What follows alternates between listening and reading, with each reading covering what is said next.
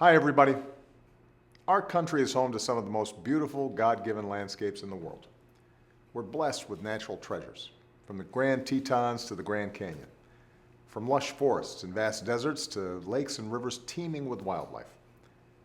And it's our responsibility to protect these treasures for future generations, just as previous generations protected them for us.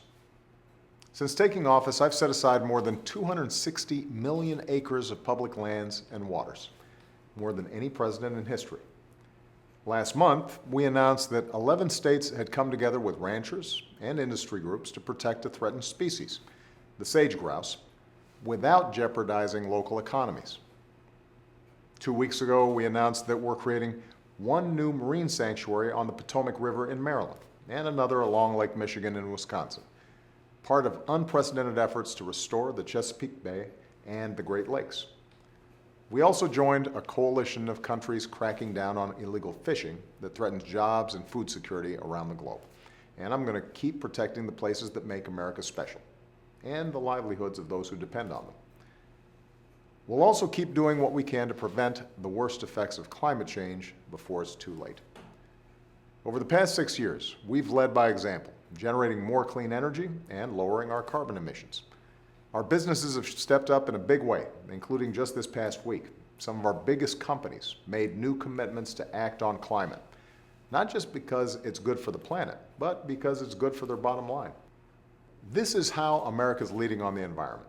And because America is leading by example, 150 countries, representing over 85% of global emissions, have now laid out plans to reduce their levels of the harmful carbon pollution that warms our planet.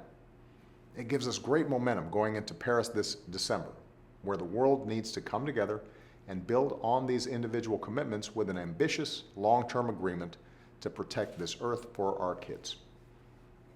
Now Congress has to do its job.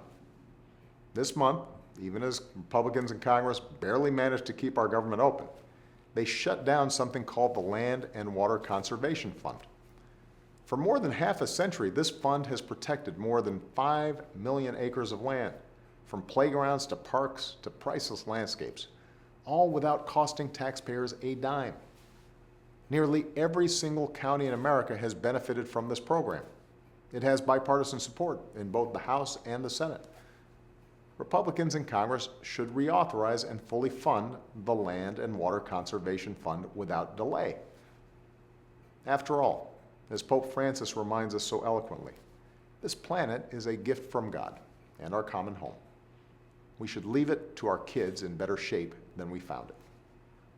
Thanks, and have a great weekend.